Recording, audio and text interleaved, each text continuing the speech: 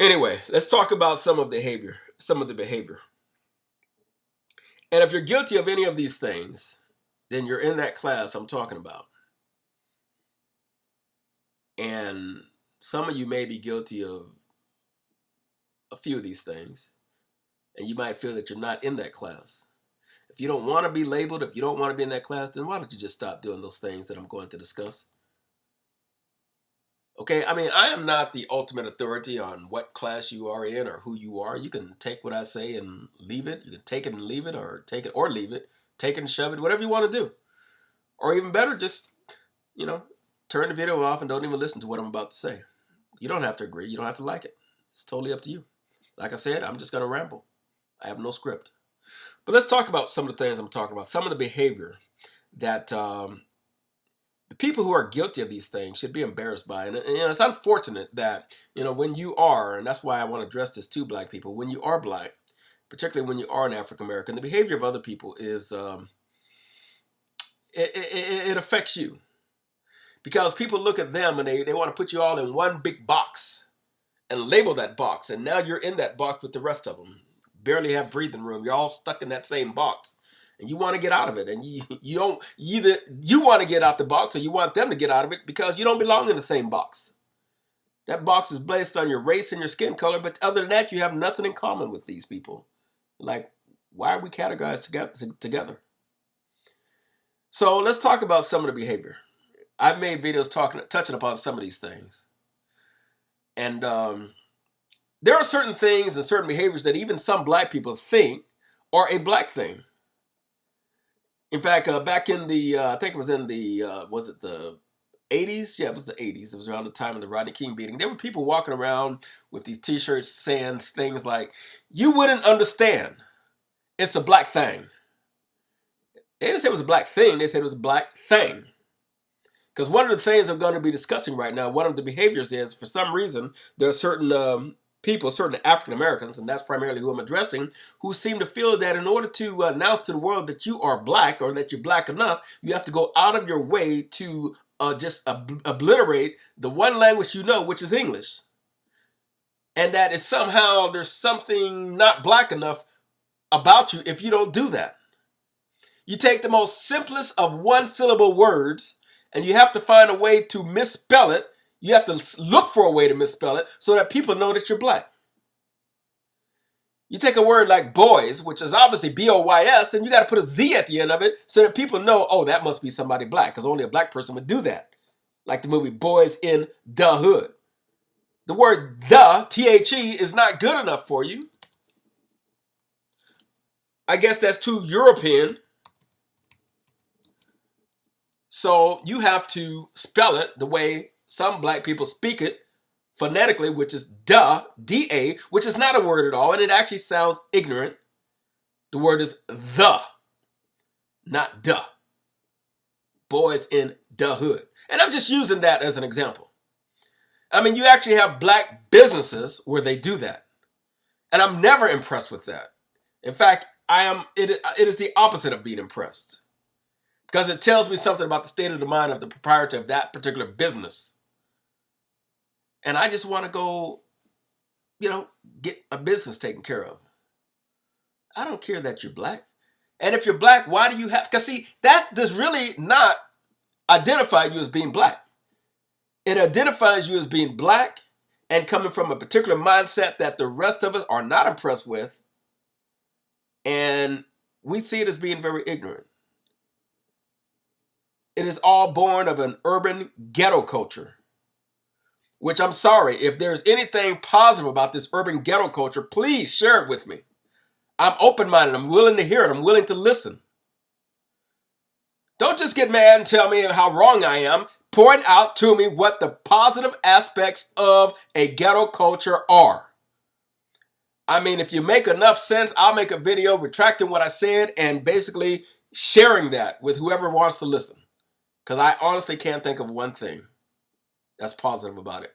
But yet and still, too many African Americans go out of their way to announce to the world, that's who I am, that's what I am. Ghetto superstar. Who's impressed? Like I taught my son when he was a teenager. You have to decide, and hopefully you will make this decision early in life, who you are going to impress and whose approval is most important to you. I was trying to instill upon him that the ultimate person that he should want to impress is me, his father. Why? Because I am the person that will have the most direct influence on his life. Okay? Not only while you're a child, but even after you're an adult. Okay? That if you have to choose between impressing your peers, or those who you consider as your peers, or those in your age group, or people that are in a position to actually do things for you and change your life in positive ways, then I think the choice ought to be simple. You want to impress the people who have the power, who have the authority.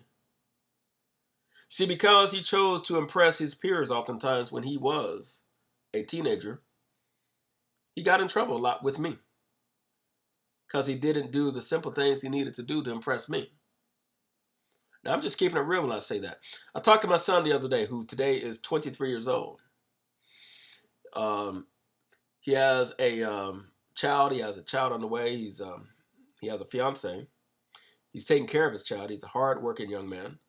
And I talked to him about the fact that I remember one day when I was chastising him about his behavior in school, when I was lecturing him and reprimanding him, and that was a process. I mean, he didn't like it.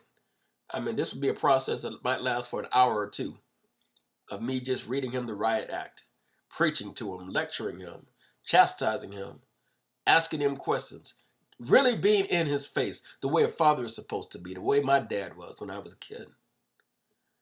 And he was obviously choked up, and I felt bad about it. I was trying to make him feel bad because I wanted him to do better, but I felt bad about the fact that he felt bad about himself. And I wanted him to feel bad about himself to an extent, but I wanted him to feel bad enough to do something about it and to change and bring out the best person he could be and to be a better person, to be a better young man. So I had to break him down in order to lift him up so that he could stop being satisfied with the young man he was and aspire to be the young man I wanted him to be and that he ultimately was destined to be. So I remember when he looked at me and he said, "Dad, and he was choked up. He was almost in tears when he said this. And it made me a bit choked up too when he said it. He said, "Dad, my dream in life, my biggest dream is that one day you will look at me and tell me you're proud of me." See, I'm the type that says what I mean and means what I say.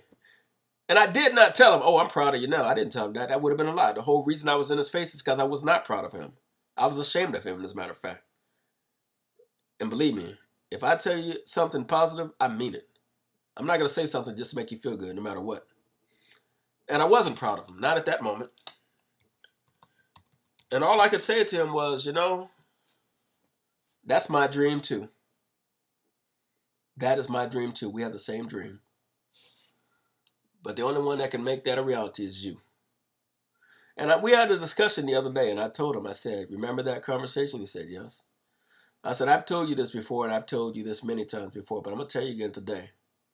I'm going to tell you that I tell everybody I know this. I tell all my family members, my mom, my dad, my friends, my wife, everyone I come in contact, my business associates, anyone I come in contact with. And right now I'm telling the YouTube audience who listens to this video, I said, I tell everyone this, that I am extremely proud of you. And I'm telling you this again to your face. I am very proud of you. I couldn't be more proud of you. I tell everybody my son is a man. And I don't take that lightly because there's a lot of 40-year-old boys running around. There are 40, 50-year-old boys running around. You have not ever elevated to the point of being a real man. You're just a male. You're a male person. You're somebody of the male species, the male gender. You're not a female, but you are male, but you're really too old to be a boy. I don't know what to call you, but you're not a man. But I said to him, "You are a man that I can be proud of, and I'm so proud of you." I said, "I'm not just saying this to you." I said, "Everybody knows how proud I am of you." And see, he knew it because my dad had called me to get the number for my son just so he could call my son and tell him that he was proud of him. Why was my dad proud of him? Because I was proud of him, and I had told my dad how proud I was of my son for what he was doing. And he just got a promotion on his job. It was very competitive. And he's just doing everything right at his age. I won't call him successful, although a lot of people would consider themselves successful. By my standards, he's not successful yet, even though he's making more money than most Americans do at his age already. But he's a long ways from being successful. But he's certainly on the road to success. And to me, it's a sure thing because his trajectory is going at a rapid speed towards success. And he's going to get there. He's absolutely positively going to get there. No question about that. Okay. If he never did any more than he's doing right now, he's already doing better than most Americans of any race, by the way. Okay. But as far as I'm concerned, by our standards, he has a long way to go. But I'm very proud of him. Not even so much about that. Because I told him, he has an entrepreneurial mindset, which I taught him. And he knows how to get out there and make his own money. And I told him, I said, I don't have to worry about you ever for the rest of your life. I know that. I mean, I've got some things in place for him myself, but even aside from that, he's gonna do just fine. He knows how to start his own business and hire other people and have them working for him. He's done that. I've shown him that. He can do that. So no matter what happens with a job or the economy or society or anything else, like myself, he's gonna always be on top of the game. But anyway, I'm going off on a tangent. That's not what this rant was supposed to be about. So let me just get off my son for a moment. And I started off basically telling you how I was critical of him, and now I'm being critical of people that I'm not related to. And basically, there's quite a few behaviors that I am disgusted by, and let's talk about it. There's this thing called flash mobs that, when I criticize, but a lot of black people, a lot of African Americans hate constructive criticism. Bill Cosby made a statement criticizing certain types of black people, and he got criticized for criticizing them. Okay? Barack Obama made a statement criticizing certain behaviors among black people, and he got criticized for that. Okay? I think Barack Obama said something like, brothers need to pull their pants up. And I hope Mr. Obama knows that, because when he said brothers, I assumed he was talking about young black men, but there's a whole lot of young white men and older white men that sag their pants just as low as a lot of the young black men too. But we all know that it was young black men that started that trend. And I would dare say that they are the primary ones doing it. And regardless of who else may do it, like I said, most of the things I mentioned, other people are guilty of too. But I am primarily addressing young black men right now. So when I tell you something that's true, when anybody tells you something that's true, why do we have to say, this is childish? That's something I would never get away with when I was a child. My parents are on me about something I did, and then I'm going to try to take the attention away from myself and point out what somebody else did, or that somebody else did the same thing.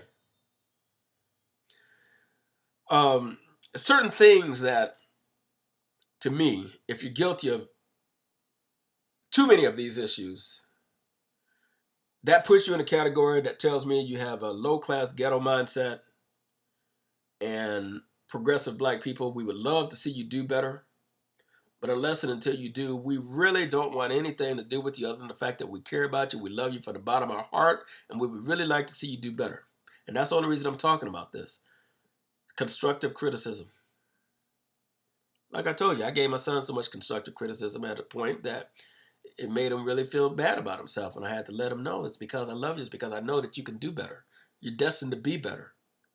I'm not content and satisfied. Even my friends would be like, my God, your son is such a good kid. But they couldn't understand why I wasn't satisfied with it because, see, here, let me explain something to you. Let me explain the difference between my mindset and what I call this ghetto culture mindset. There was a woman on television some time ago, and this was in the 80s when they had the riots and everything else over the Rodney King verdict. And there was a lot of focus on race in America and racism and gangbanging, which was also pretty heavy at that time, particularly in the major inner cities. And she was on television, and I don't know, they just went through some ghetto when they randomly picked somebody and they were talking to her.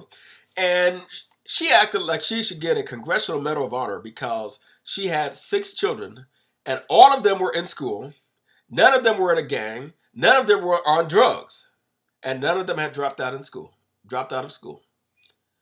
And she basically was saying it with a lot of pride and energy, like the media doesn't talk about that. They always want to focus on the negative in the black community. But here she is with 6 kids. Not a one of them has dropped out of school. Not a one of them is on drugs. Not a one of them, none of them are in a gang, and none of them are dropouts. Guess what? When I tell you how old her oldest child was, you're going to laugh. 11 years old. Some of her kids hadn't even started school. Weren't old enough to know what a drug or a gang was. And this lady actually was proud of herself. Are you kidding me? There's something seriously wrong when you think you deserve a Medal of Honor for the basic things that society should expect of you. Come back to me about 10, 11, 12 years later, and then tell me that all 6 of your kids are not on drugs, have at least finished high school, did not drop out of high school, have not been arrested, and never were in a gang, and never were on drugs. Am I about to say, if you tell me that, then I'll be impressed? No, I still won't be impressed. Because that's normal. That's the way it's supposed to be. You still don't deserve a Medal of Honor. And you still haven't impressed me yet. See, that's what's wrong when you start having such low self-esteem that you think the basic things that you do are something you should be rewarded for. That's like the welfare mothers who we've seen on certain interviews and television talk shows saying, I take care of all my kids, as though they deserve some type of medal. Number one, who the hell is supposed to take care of your kids other than you?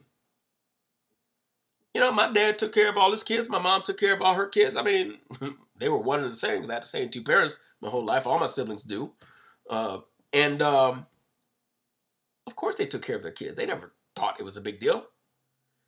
For the most part, the people that we grew around, they all took care of their kids. I didn't grow up in a dysfunctional environment. I don't know anything about living in the ghetto or anything like that, fortunately.